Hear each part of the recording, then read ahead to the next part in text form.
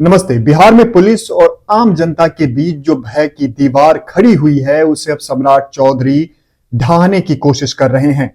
पिछले कई दशकों से बिहार पुलिस में कोई बड़ा रिफॉर्म देखने को नहीं मिला है। हाँ, ये जरूर हुआ कि जब नीतीश कुमार ने 2005 में बिहार की सत्ता संभाली, तब बिहार पुलिस में कुछ बदलाव जरूर देखने को मिला, जिससे क्राइम कंट्रोल भी हुआ। लेकिन अब सम्राट चौधरी ने जब से गृह मंत्रालय का पदभार संभाला है, तब से बिहार पुलिस को पूरी तरह से बदलने में वो लगे हुए हैं। और उनका जो मकसद है, उनका जो लक्ष्य है, वो ये है कि कैसे बिहार पुलिस और आम जनता के बीच का जो भय की दीवार है, उसको ढाही जाए। अब सम्राट चौधरी ने एक बड़ा निर्णय जो लिया है, वो हम उस पर पहले बात करेंगे, और उसके बाद एक जो पहल खुद पुलिस कर रही है, उस पर भी हम बात करेंगे। हालांकि हम लोग जानते हैं, जो भी बिहार के लोग हैं, कि बिहार पुलिस के प्रति आम लोगों में जो सोच है वो अच्छी नहीं है क्योंकि अधिकतर पुलिस वाले जिस तरह से बिहेव करते हैं बिहार के लोगों से, उसी से हालांकि किसी भी व्यक्ति के बिहेवियर से उसके प्रति किसी की सोच बनती है।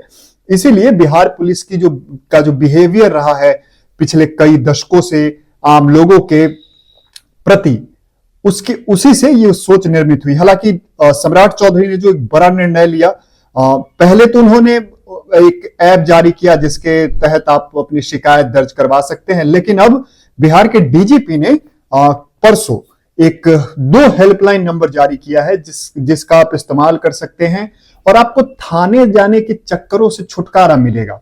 अब आप कॉल करके सीधा मुख्यालय, पटना मुख्यालय जो है, उसमें पुलिस मुख्यालय में आप कॉल करके अपनी शिकायत दर्ज करा सकते हैं।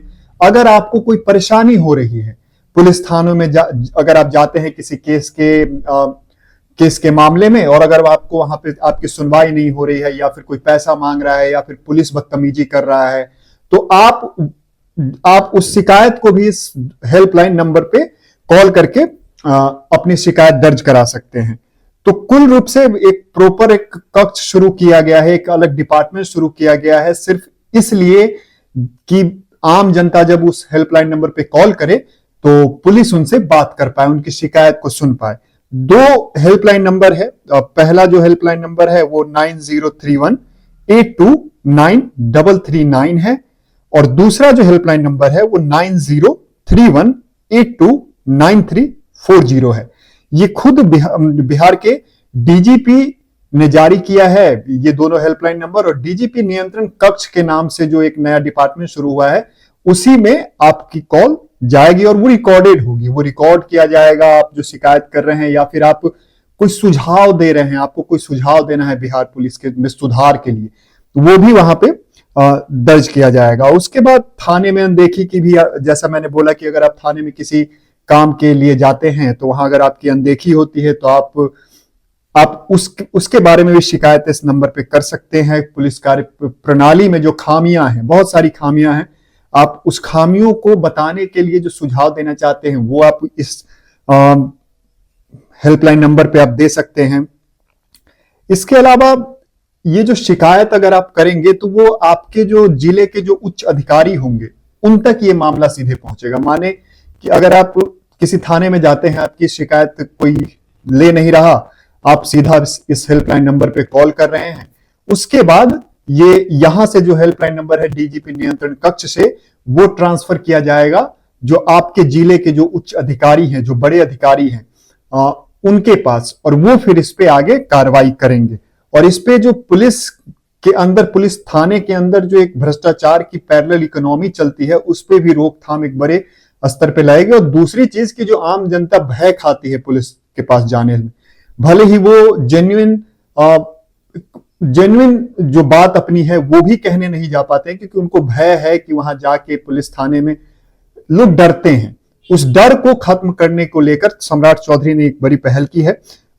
उसके बाद बिहार पुलिस ने एक अपील भी जारी की है। उस अपील में उन्होंने कहा है कि आप हेल्पलाइन नंबर का इस्तेमाल करके वास्तविक और गंभीर मामलों के लिए ही इस पे कॉल करें, क्योंकि बहुत सारे लोग ऐसे भी होते हैं कि हेल्पलाइन नंबर जारी कर दिया गया, तो अब कई लोग मजे में झूठ या फिर गैर जरूरी, जिसकी कोई मतलब नहीं है किसी बात की, वो उस बात को लेकर भी कॉल करना शुरू कर देते हैं, जिससे परेशानी आम लोगों को होती है। जो सच में जेन्युइन बात, अपनी शिकायत वहां दर्ज करवाना चाह रहे हैं, उनकी शिकायत कहीं ना कहीं पीछे रह जाती है। इसलिए इन बातों का जरूर ध्यान रखें कि अगर जेन्युइन कोई बात है या फिर सच में शिकायत करना है, तभी आप इस हेल्पलाइन नंबर पे कॉल करें। तभी शायद जरूरतमंद लोग हैं, क्योंकि बिहार में बहुत ऐसे लोग हैं जो इन समस्याओं से जूझ रहे हैं, उनको फिर इस पे कहीं ना कहीं उनको मदद मिलेगी। इन सब चीजों का भी ध्यान जरूर रखिएगा। तो एक तो ये है। दूसरा, जो एक बहुत अच्छी पहल मुजफ्फरपुर एसपी के द्वारा किया गया है कि अब थानों में जनता दरबार लगाया जाएगा, क्योंकि बहुत सारे ऐसे मामले हैं हमारे समाज में जो बहुत छोटे हैं। अब उसको लेकर लोग कोर्ट के चक्कर काट रहे हैं। दोनों पक्ष, दो पक्ष होता है, दोनों पक्ष कोर्ट का चक्कर काटता है, मतलब उसकी पूरी जिंदगी कोर्ट के चक्कर में निकल जाती है।